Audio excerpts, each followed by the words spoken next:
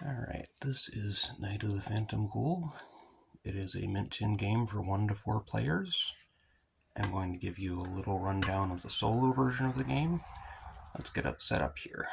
So we have enough character cards to support 4 players, and these are all the same. The only difference is the character portrait. And we've got a bunch of these little cubes. We need 2 of them for our character. 1 to track our fear, and 1 to track our clues. So this is a mystery-themed game. It's not a mystery proper, but it's mystery-themed. We are playing as a character who is... You've found yourself stranded at this house on a dark and stormy night, and this is kind of a spooky house with all these secret passages, and there's the Phantom Ghoul, who is the masked killer, who is eliminating the victims one by one. And you, the player, can be murdered by the Phantom Ghoul in a couple of ways. One is if your fear gets to the maximum level, you basically die of fright. Then if your fear gets into the you will be next zone here, if any card comes out that causes you to flip over one of the victim cards, such as the Phantom Strikes, that's one of the cards that will cause you to flip a victim. If you are in the you will be next zone, instead of flipping your victim card, you, the player, will be eliminated. And for the multiplayer game, this is a game of elimination, and people kind of have to be on board with that idea. And the other way you can die as a character is if all of the victims are murdered by the Phantom Ghoul, and it doesn't matter where your fear is at that point. If a card comes out that would cause you to flip a victim, you, the player, would be murdered by the Phantom Ghoul at that point. So, to get started here, we need to select a random item. And this works differently than my previous game, Canopic Dark Curse. You can only carry 3 items in your inventory. And so some of these items, they help you to find a clue, or this one you can, you keep this in your inventory and it gives you a bonus to finding a clue, or you can get rid of it and reduce your fear by 1. Some of these, they let you to skip drawing a phantom card, and some of them are just for reducing fear, or there's one that that will open the secret passage automatically. And there's one more thing, the Dark and Stormy Night card. If at certain points in the game the lights might go out, and if the lights are out, you cannot reduce fear at that point. So you have to make a skill check and try to turn the lights back on. So the Manor deck, that's the meat and potatoes of the game, is the Manor deck, is randomized. Each time you go through this deck, you're going to shuffle and discard 8 cards. Let me count here. 1, 2, 3, 4, 5, 6, 7, 8. I'm going to put those in the discard pile. And so every turn you're going to draw and resolve a mana card. And you can also, on your turn, you can spend items, or you can either, if the lights are off, you can try to turn them back on, or if the secret passage is closed, you can try to open it.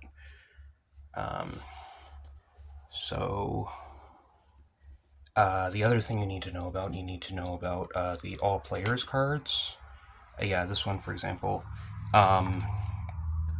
So if you're playing with more than one player, if you're not playing a solo game, when you draw one of these cards, all of the players can interact with the all players cards. So the player who draws this card, it gets really confusing if you have more than 3 players. 3 or more players to keep track of whose turn it is after encountering one of these cards. So the player who draws the card will grab the lightning bolt token and stick it on their card. And that way everyone knows that this player, it was their turn last. So, all right, that's the basics. I guess I will just try and play a little bit here. So we drew the destroyed evidence card. So we can try to find a clue here, and we do that by rolling these 2 dice. And we add any modifiers from our items. So in this case, we gain +1 to find the clue rolls while this item is in our inventory. So that's a 5, 6. We needed to beat a 9. But I'm going to try to open the secret passage since it's still my turn. And it's always your turn, but it's a solo game, that is. But there are a certain number of actions you need. You can only do a certain number of actions before you need to draw and resolve another mana card. So that's a 7, 8. I failed to open the secret passage. So, okay, scene of the crime. Somebody has just been murdered. When a character is murdered, all players gain 1 fear. And here I have a choice. I can either find a clue or I can draw 2 items and pick one. And I'm going to go for items. So we have the magnifying glass or the jovial record, and the magnifying glass can help me find clues. So I'm going to go with that one.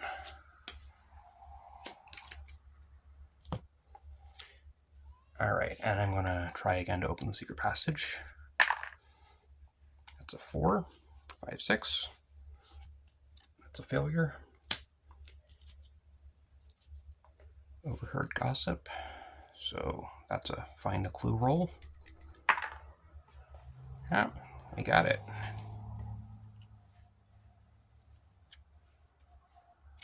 Face to face.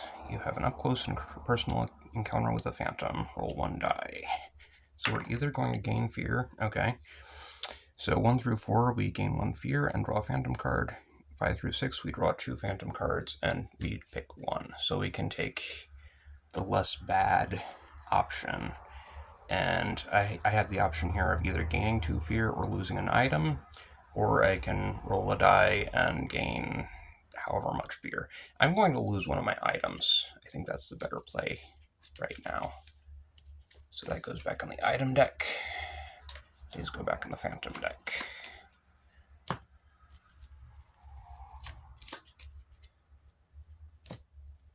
All right, and it's still my turn, so I'm going to roll for the secret passage. Okay, that is an 8, 9. So the secret passage is now opened. All 3 of these cards are double-sided. And we gain 1 clue when we open the secret passage. All right, the spooky portrait. The eyes of that old family portrait seem to follow you around the room. You can't shake the eerie feeling that you're being watched. 2, gain 1 fear. Okay, the roaring fire. So when we encounter this card, if the lights are on, all players will reduce 1 fear. And that's the reason for shuffling these cards and discarding 8 every time. If you do that, you never know exactly what's going to be in this deck. Bats. So there are some things that are kind of nasty that can happen in the secret passage, and this is one of them. We can gain fear. We rolled a 3, so we gain 1 fear. And some of these cards, again, they affect all players. This one just affects the player who drew the card. Throw search. Okay, we can either find a clue or we can draw 2 items and pick one. Again, I'm going for items. Okay, so I'm going to pick up the tweezers. No, actually, I am going to take the tasty dog treat. So we can feed the dog treat to the crime-solving dog to gain a clue, or we can use it to reduce 2 fear. So we gain a clue here instead of making a skill check. If we encounter a difficult find a clue roll, we can just spend the dog treat to automatically gain a clue. Let's compare notes. This is one of those all players cards. So all players can either make a find a clue skill check or draw an item card. 7, 7, 8. So we gain 1 clue. Steamer Trunk. This is another one. You can only play this card if the secret passage is open. So that's draw 2 items and pick 1. So, and it can be useful to look at the secondary effect here. So we can either gain +1 to all find the clue rolls while this item is in your inventory, or use to skip drawing a phantom card, then shuffles the item deck, return to the item deck and shuffle. And both of those have the same secondary effect, so it doesn't really matter which one we take. Alright, and we've just depleted the mana deck. Again, we're going to shuffle. And we're going to discard 8 of these cards. 2, 3, 4, 5, 6, 7, 8. Okay. Destroyed evidence. All players may find a clue. We have +2 to our roll. That's a 5, 6, 7. That's not enough. Scene of the crime. Alright. Excuse me, bumped the tripod. Find a clue or draw 2 items and pick 1. I'm maxed out on items, so I'm gonna try to find a clue. And we got one.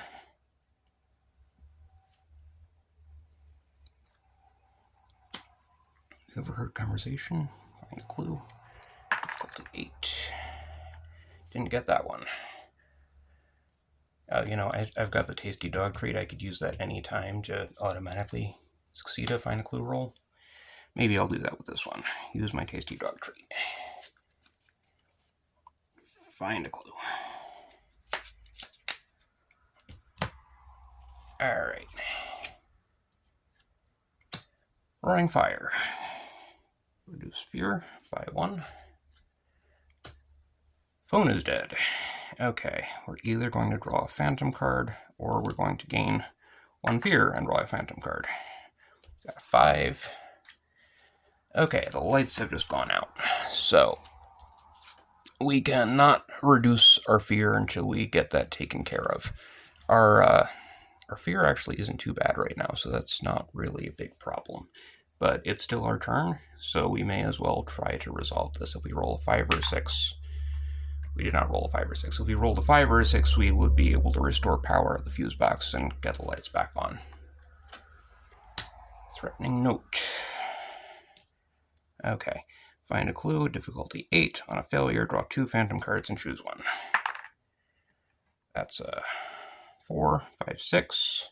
So we need to choose a phantom card, and we get to pick the less bad one. So this time around, I am going to do Growing Paranoia. Who is the Phantom Ghoul? He could be anybody under that mask. Is there anyone you can really trust? All players roll 1 die. We rolled a 3, so we gain 1 fear. And you want to shuffle the Phantom deck every time to randomize your results. Okay, I'm going to try to turn the lights on. That's a 2, so that's a failure. Phantom's Lair. You encounter the Phantom Ghoul while exploring the secret passage. He hasn't noticed you yet. You can only play this card if the secret passage is open. Find a clue, difficulty 9. On a failure, gain 1 fear and draw a phantom card. We failed, big time. So, we gain 1 fear. And we are struck from behind again. We can either gain 2 fear or lose an item. And I like both of my items, so I'm actually going to gain fear. Which is a little risky because I can't reduce my fear right now. And I am headed for the You Will Be Next zone. So let me try to turn those lights back on. 4, that's a failure. Voice of the killer. Suddenly, a sinister message plays. Who put this record on anyways? Find a clue. Difficulty 9. On a failure, gain 1 fear, and draw a phantom card. Okay, this isn't looking good for the home team right here. We've got a 5, 6, 7. That's a failure. So we gain 1 fear and draw a phantom card. This is getting kind of hairy, actually.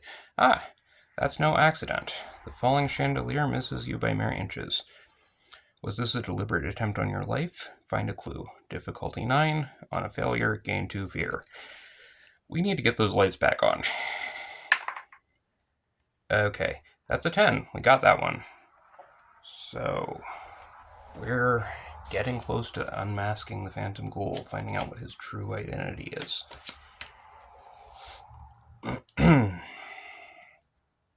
Lights. I want to turn the lights back on. Let me try to do that real quick. 5. That's a success.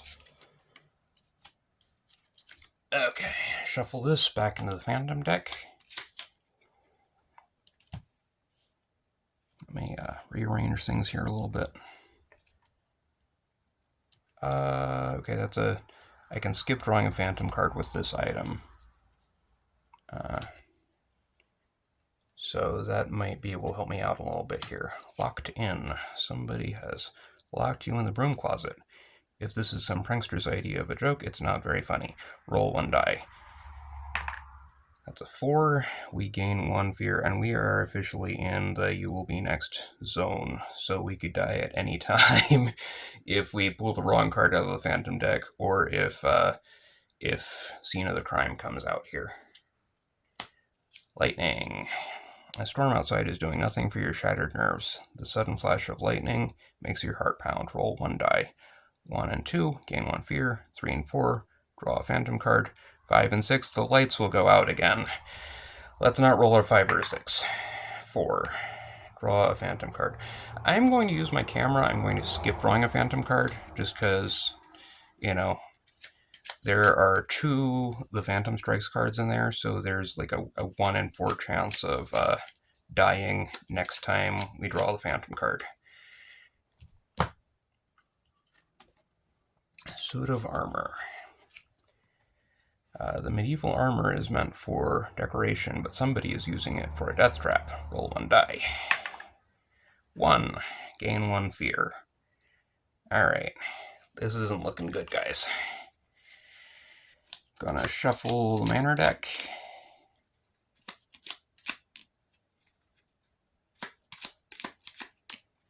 Gonna discard 8 cards. 2, 3, 4, 5, 6, 7, 8. Okay. What do we have here? Spooky portrait. The eyes of the old family portrait seem to follow you around the room. You can't shake the feeling that you're being watched. 4. Gain 1. No. Draw a Phantom card. Okay, is this it, guys? This is it. The Phantom strikes. Using the cover of darkness, the Phantom Ghoul chooses his next victim. We're in the you will be next zone, so that's it for us. Alright, this has been Night of the Phantom Ghoul. Thanks for watching.